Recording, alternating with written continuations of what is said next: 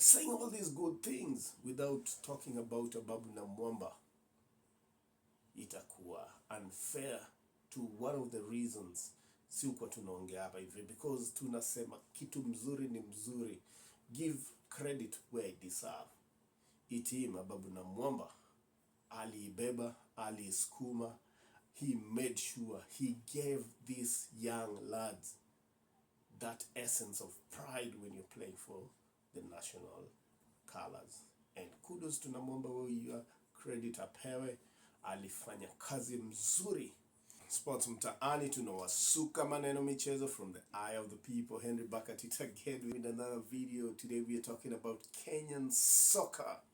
We know the national soccer Harambee Stars were engaged in both World Cup and African Cup qualifiers for the next year qualifiers in Morocco 2025 for the AFCON. They had a back-to-back fixtures against Cameroon, the indomitable Lions. Cameroon is one of the most successful African soccer playing nations. Remember, at some point in the 90s, they got to the quarterfinals of the World Cup. The days of Roger Milla, Koundé, Emmanuel Koundé. Those are big old days. But with the years, Cameroon soccer has developed, grown.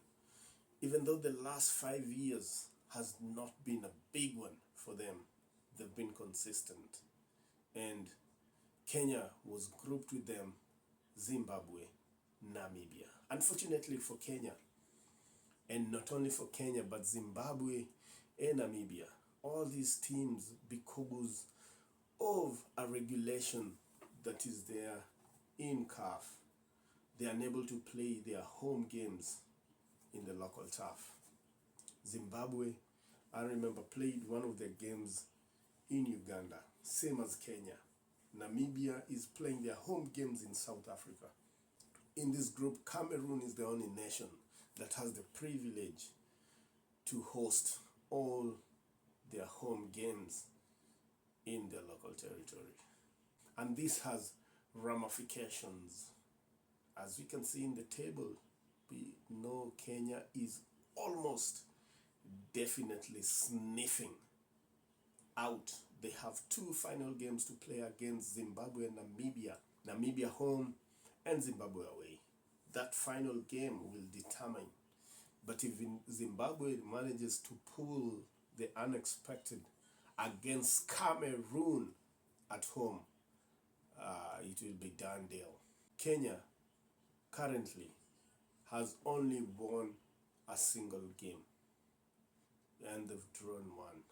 They're beaten with Cameroon back-to-back, home and away. Hiyo game walicheza Cameroon, tuna goalkeeper anaitwa Matasi alikuwa hayuko. Kenya ilicheza game, goalkeeper was away. Mabao zilifungwa until those people were wondering, hey, who ndio best? Kinonyiso alienda wapi? Wow. Alitukumbusha days za Waweru, ule gola wa Tusker. Akifambolingi day fulani Kenya ikicheza African Cup of Nations. Wow. Those are days Kenya hatufai kukumbuka. Gola alishika mabao tukakumbuka, kwani wale ya Bas walikuwa fluke kuwa Kenya ama ilikuwa ni aje? Mwabude Bas, RIP. But to talk about it in a perspective, people learn from the best. The Kenya under-20 walienda CECAFA qualifiers the 2020 AFCON, and 2 teams were supposed to be chosen from the region. And the tournament had a representative when kina TZ walikuwa hapo, Uganda, Rwanda, Burundi. 2 teams qualified, Tanzania and Kenya Junior are both gonna represent the region kwenye tournament. But one thing was clear. In the first match, Kenya ilipiga Tanzania mabao 4-1. These 2 teams met at the finals and Kenya lost 2-1. Lessons learned, and if you followed or watched this tournament, you could clearly see a difference in class and approach and attitude if you compare the junior stars and the Kenya national team. One thing that stood out for me, kitu moja ilisimama and I saw, was ile genuineness ya kusakata dimba. Hawa vijana wanacheza na passion. Kitu ya pili ilisimama ni hawa vijana wanaelewana. They know each strength of their fellow players.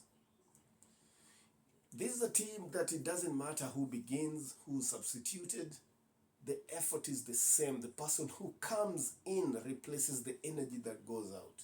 It's a long time since I've ever seen such a great assembly ya Kenyan team in a tournament ya soccer. Kudos, we said in this channel, if there's somebody we need to appreciate who's done good, we say it, and that's why we give kudos to the management ya Kenyan team, the coaches wamekuwa ki sacrifice na hii team ya under 20. Amen, tunawapigia masaluti zetu popoa mara moja mbili tatu. The Kenyan government na Secondary School Association for molding a team of players, vijana kutoka pale mashinani wa vijana wanaelewa soka. You can see the skill level in individual players. Kutoka Ochieng huko defense anasakata man, ukifika Wanjala goalkeeper, Kibet, name them, Kariuki, all these, the entire squad, these players, these young soccer players are skilled. Saying all these good things without talking about Ababu na Mwamba, itakuwa unfair to one of the reasons si uko tunaongea hapa hivi, because tunasema kitu mzuri ni mzuri. Give credit where it deserve. Team Ababu na Mwamba aliibeba, aliiskuma. He made sure he gave these young lads that essence of pride when you're playing for the national colors. And kudos to Namwamba, wewe credit apewe, alifanya kazi mzuri. They lost in the final game, but to me that loss was even better, because remember, this was a precursor to a tournament that's supposed to come next year, which is the African Cup of Nations for the under 20s, and they'll learn from where their mistakes is. I never saw any mistake in the team. I only saw missed opportunities, and Tanzania is no better. It is so hard to beat a team twice in any sporting event. If you've ever played, you know. Beat a team once, beat them in the second game, regardless of how weak or strong you are. It is a tall order. And the team ililipua, ilicheza vizuri. Man, we were happy wherever tulikuwa tuna watch locally in Kenya and in diaspora. Everybody who said like, hey, kwani tumekuwa tukiona nini? No wonder games za Kenya ikicheza za mtaani study na Shona. No wonder even games za high schools zinacheza, because the level of entertainment, the tiki-taka, the passing and the coordination ilikuwa on point. Hey, vijana walisema, hey, wazae mtarudi study, mupende msipende, na tunarudi because of this team. Let's support, let's give credit, kudos to the young lads for representing and once again for qualifying for the African Cup of Nations under 20. Tutakuwa huko tukiwachia, tunawasupport. Round hii ya Rocho endi peke yake, tunaenda sisi wote. This is Henry and I'm out. Peace.